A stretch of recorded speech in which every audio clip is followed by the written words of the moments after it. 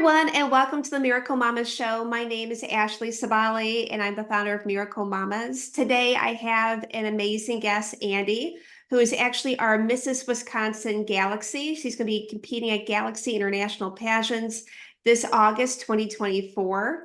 Not only is she a pageant queen, and she's a former queen as well, USOA Mrs. Wisconsin, correct, Andi? Yes. Correct. And you're just amazing, but you're also a wife, a mom. You have an amazing and challenging career, and you're an actress. And you also have your own organization called Breaking Barriers that I really would love to dig in and talk about. But first of all, why don't you tell our viewers or our listeners about yourself?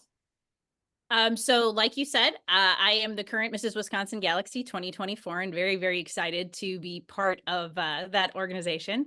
I am married. I've been married now, oh boy, it'll be 23 years. Yeah, I know. When you start doing the math, Congratulations. yeah, thank you. And I have a 17-year-old son who is just finishing up his junior year and taking care of all of those college conversations. So that's exciting and scary because in about a year he goes on with his life. And as a mama, we're kind of like, Yeah. whew, that's a little challenging, but very excited for him. I am a business professional. I work for a CPG or a consumer products company, Fortune 500 company. I also am an actor and a model, and that is something really recently that I've gotten back into live theater, which I really, really enjoy. It's actually where I started my acting career when I was 10. Wow. And then on top of that, hobbies include taekwondo. I'm a 3rd-degree black belt, along with my son, Alex. We actually train together, along with my dad, who just turned 69. He's about to turn 70. Oh, wow. And we'll be going for our 4th-degree black belt in February. So very excited to be able to do that. So how many, just the black belt part, which I think is so fun, how many degrees of black belts are there, and what is it taking you to prepare to get to the next degree? So officially they actually just added a level. There are 10. Generally 9 and 10 are issued posthumously, all right, for those individuals, more of as an honor from our international organization. As far as moving from degree to degree, there is curriculum that goes with it, especially as you're advancing from 1st degree to 2nd degree to 3rd. Once you kind of start getting, for us, there's still a lot of technique involved. We learn a lot of self-defense with our taekwondo, and we add some of that really kind of, I would say, more everyday technique and kind of build our skill set with that.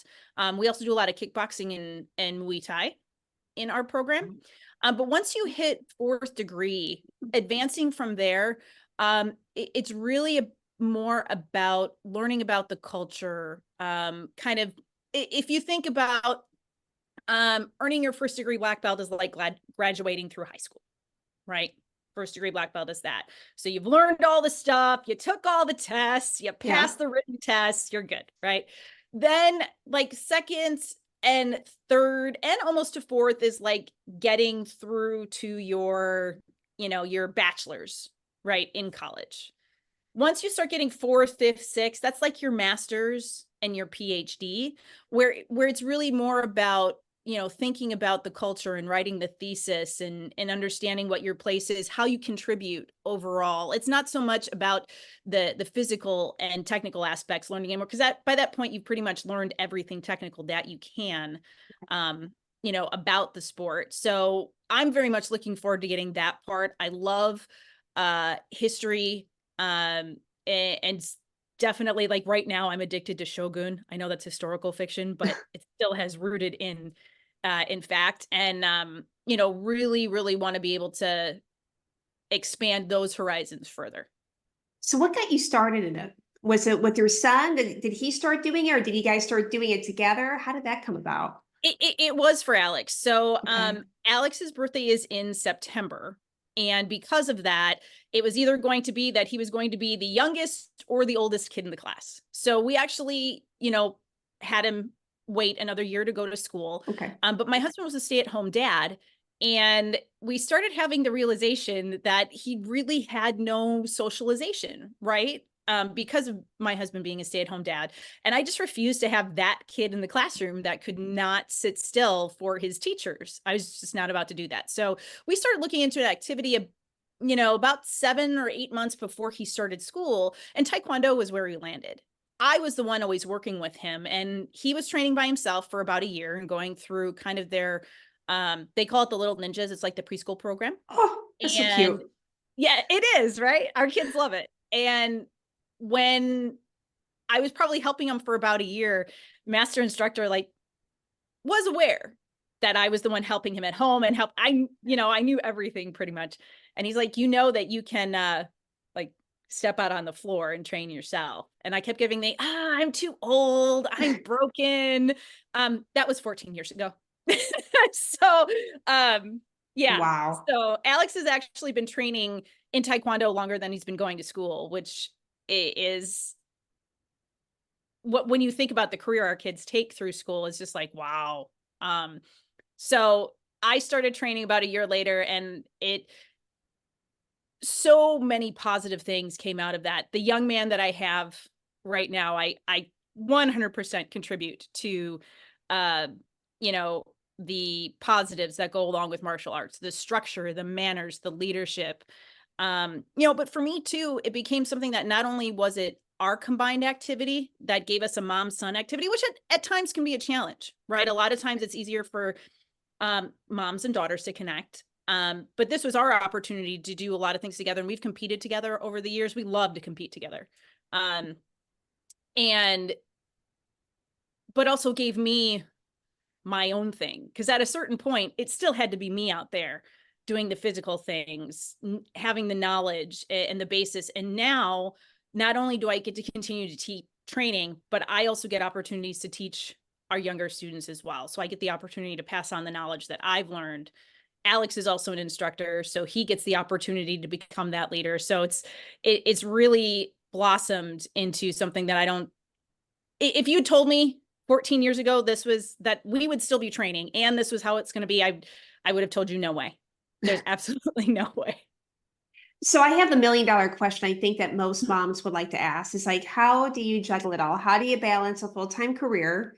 You're doing pageantry. You're also you're competing in this sport as well with your son, and your wife and your mom. And how do you do it all? What are your how do you do it? Well, first of all, I think all of us, a slight insanity plea is always required initially, I think, with all of this. Really what it comes down to is a couple of things, is making those very specific work-life balance decisions. When I'm at work, right? And my family understands that. When I'm on my personal time and my family time, my work also understands that. So, and that is a big culture shift for a lot of us. And I think you'll hear a lot of women say, oh, well, I always feel like when I go on vacation, I was obligated to be available, or that I had to check my email, or so many different things. I've had to put those very, very structured parameters in place to just say, hey, look, this is my personal time. Training the family on when I'm at work sometimes is actually the bigger challenge, especially now where, being remote and having the flexibility to do some more of this, like with Zoom and stuff. They don't always realize, like, when I'm in front of my computer, I could be on a conference call. Right. So it's actually funny enough that my husky has not, I have a 20-month-old husky that she hasn't like tried to jump in the frame, because she has zero respect, whether mom is at home working or it's her personal time. The other big thing that I would say too is I really work on opportunities where I can bring the family along with me for my different activities. So like I said, when Alex and I train together, we get opportunities to compete together. We regularly are training partners together. So that really helps. But when I do my community service work, I bring Alex along. I bring Mike along. They come with me. I am a big believer in, especially with the background in the way I grew up. I had 5 siblings, and one of them had was born with a heart defect, and had a heart transplant. So, finances were very, very tight when I was a kid. So we oftentimes were the benefit of other people's generosity. And there were things that, we had to work through that Alex doesn't have to, right? Because I've just made choices and decisions as a parent that I wanted to do. And I've been lucky that he is 100% healthy, right? I want Alex to understand that not everybody has the opportunities that he has, and understanding that piece, and being able to not pity, not, but be helpful to these people, give them the leg up, give them the opportunity that, they may not even know that they need themselves. And he really understands that. And he's actually, with several organizations that he leads at school, he's been able to convince them, hey guys, we really, we need to do more community service. We need to show the younger kids what we're doing. And it makes me feel good. Like, as a parent, if I do nothing else as a parent, I got that part right. That's a beautiful thing. I myself, my daughter gave me a volunteer sign up form for like field day for next week. So we're wrapping up school. And I said, I don't know if I can do that, honey. I can't, I just don't have the time right now to volunteer at 7 a.m. and then again at 3 or 4 in the afternoon. She goes, no, it's not for you. It's for me. I want to volunteer. I want to do the work and actually prepare for the field day and clean up. So I'm with you. It's a wonderful feeling to know that some of the things that we do, to give ourselves a little credit that maybe it's past, maybe it's rubbing off on our kids. So it's a good feeling. Yeah, very much so. Very, very much so. And then, just like I said, you got to talk, you got to communicate as a family, understand everybody's schedules. Again, sometimes training the family about, hey guys, when you have something in the schedule, you need to put it in the calendar, that our psychic abilities, like sometimes our psychic abilities as moms work, sometimes it doesn't. But, getting everybody to do their part.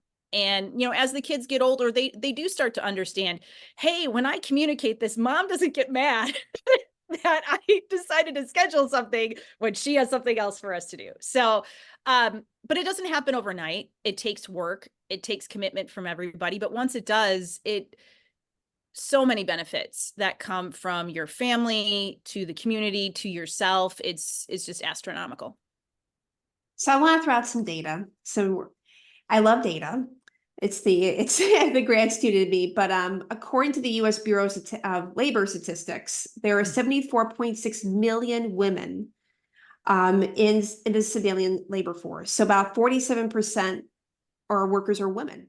I think this is really going to ring true for a lot of women, is doing the balancing act. And I see it at work myself. I see it with myself. And like, if I go on vacation, I have to purposely like, okay, in my out of office message, I'm really out of the office. Here are my delegates, and I think that what you said just rings true. Like, when I'm doing work, I'm at work, when I'm with family, but sometimes that kind of like interweaves. Do you have any advice for moms? You just gave so much already, but do you have anything that you would want to give to a mom who's struggling to find balance? So, a couple of things. I would say, don't hesitate to look at the people around you to provide the network and the connections that you're looking for, because you may never know where some of that can lead. We tend to sometimes think that we cannot reach out for help. I don't know if that's a mom thing. I don't know if that's a woman thing in the workplace, but we oftentimes feel like we have to find solves on our own. And, one of the biggest things that I talk about with my platform, Breaking Barriers, is that really there are so many women out there. We face the same challenges. There are 22 officially identified barriers that all women face, right? They're social, they're emotional, they're economic, they're professional, they're career, they're educational. I mean, they cover a wide variety of areas, but they've been officially identified. So that means that it's not just you. Right? You're not the only person out there.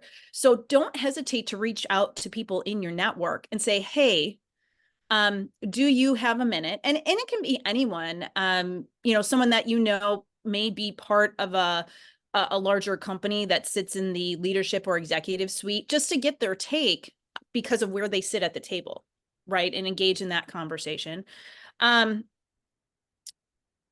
It's okay to be vulnerable when you're talking about this a little bit. And again, for us, that's a challenge, right? We Huge. all, we all know it is a huge challenge. And then the other thing I would say too is if you're really struggling, look at the company that you're working for and really look at their values. Do their values align with what you value, right? Is that clear break between work and personal, or being able to, for example, support some of your community service, or being able to acknowledge different things that you do, or, you know, knowing that you're going to get scolded by your boss because your dog decides to bark at the Amazon delivery person while you're on a conference call. Really think about, do they align with your values? If they don't, then really start thinking hard about, is this the place for me? And that's, again, that's always a challenge for us. We want to take care of the opportunities that we have, but you know, if the culture does not match your own beliefs, it's going to be very challenging for you to feel like you belong, like you're going to advance. And it's going to take a toll on your mental health, which is for us one of the biggest areas that we tend to suffer in silence is when we are burnt out or we're overwhelmed and we're not feeling like we're valued. That's, I think, the biggest time when we need to reach out to our network for help and say, I'm struggling here, and help get the guidance and the resources that you need. So with that being said, can you tell us all about breaking barriers? I know about breaking barriers. Tell our listeners Sure. about that and how you kind of came about that. What inspired you? Well, breaking barriers really come and came out of my want and the desire to share some of my personal experiences about breaking through my own barriers, and achieving several of my goals and things that have happened in my life. Being able to share those experiences with women and being able to be very public, it helps other women realize, yes, there are other women out there like me that are struggling, and there is help. There's resources available. If they can achieve their goals, I can achieve their goals. And it really provides a sense of self-worth. It provides confidence, which at times for us is one of the biggest mental health challenges, that imposter syndrome. Oh, I don't know if I Yep. deserve this. I don't know if I deserve to be on that stage, or I don't know if I deserve this promotion or this praise or this acknowledgement. I don't know any woman that regularly says, this is just part of my job. Sometimes no, it's really not. You've earned it. You've worked hard for it. Own it. And it's a challenge for us, right? So, and then the other kind of part of that is, so, I talk through my own personal experiences. I share about, gosh, it's 7, almost 8 years ago now. Whew. I was significantly overweight. I went to one of those check-ins that your company has, like your annual check-in, have your Right. health Okay. check-in, right? You get your discount off of your health insurance. And I was considered severely obese. Oh, I had high blood pressure, and I was considered pre-diabetic. And I took this information, never ever thought. I was so active. I played multiple sports in high school and never had any concerns there. I was still training in taekwondo at the time, right? So I went home and cried for about 3 days because I had felt so destroyed. And then I picked myself up and I decided it was time to make some changes. I was too young. I was in my late 30s at the time. And I said, I'm just too young, right? I want to see my kid graduate college. I want to yeah. see him get married and enjoy those life moments. I was not willing to sacrifice my health. So within about 9 months, I lost almost 80 pounds. Wow. Yeah, Congratulations on it. That's incredible. thank you. And but it came with hard work. There were hard moments. But again, this is what I wanted to share with women, because it wasn't driven anything by other than me wanting to be better about myself so then I could take better care of my family and my son and do all the other things that I wanted to do with my life. So, being very specific, especially with, the average size woman in the United States right now being a size 10, it's really, women see someone else on the stage that looks like them and goes, oh my God, I never would have thought that she struggled with this like I do. So they relate, they identify, and it gives them the courage to do things maybe that they've been looking to do for a whole lot of time, rejoining the workforce, going back to school, making the next step in their career, picking up a career or a hobby that they gave up a long time ago because they thought as a mom, like I don't get that anymore, right? I don't get to pursue that. Now I'm just a mom. So being able to speak about that. And then I go ahead and also to one of the biggest areas that I bring in from my taekwondo background is I teach self-defense classes. And for me, this is probably the most vulnerable that any of us can feel in a situation where we're feeling threatened. We don't feel that we're in control and we don't know what to do. Right. Right. This gives me the ability to share with women out there. And it's not complicated. You do not have to train for 14 years like I have to be able to do anything that I show you to be able to escape this situation. It's not about being able to like turn into Bruce Lee. That's not happening. Or Michelle Yeoh. It's about you getting away safely so that you can go and get help and be safe and get out of the situation. That's all it is. So I love being able to do those because women they just this makes so much sense. It just the light bulbs and the epiphanies that they have, again, that they can do this. This is something that they can use. They feel more confident. They feel like if they ever get in this situation, they can be in control and they don't have to become a victim. As a mom of two girls myself, and even my son, I would want them to have self-defense classes. I think it's amazing. Do you do this for both for like young people, like children and adults, or is it what is your audience? Who do you teach? So normally when we do the self-defense classes, we do normally say like 13 and up, just because of kind of some of the technique and the teaching that's required. But we've talked to kids as young as 8 or 9. In some cases, we structure a little bit differently, and we'll talk a little bit more about bullying and understanding that, because that's really for some of this at that age derives from, right? But yeah, we've talked to groups as young as 8 or 9. Oh, and bullying, I know that can happen at yeah, it starts that young, which is so sad. It's so It is. sad. But these things can happen, or even like my fear, maybe it's my fear of watching like too many of these like cold case stuff on online. But like, of a kid being either riding their bike and someone tries to lure them. So I think this is Yep. really great. And even for young women. I mean, I'm thinking about like when I went to college, I went to I was in New Orleans. I went to college, one of the most dangerous cities. And I think it would have been nice to have had some self-defense classes. I did some kickboxing, which Yep. was good, but I think that this is what you're offering is amazing. And my next question, do you offer it just for the general public? Do you offer it for corporations as well, like team building? What kind of offerings and services do you have? And if people wanted to learn more from you or to book a service, how can they reach out to you? We really talk to any kind of groups, whether it's corporate, whether it's private, Girl Scout groups, professional organizations, anyone that's really either looking for kind of that, they're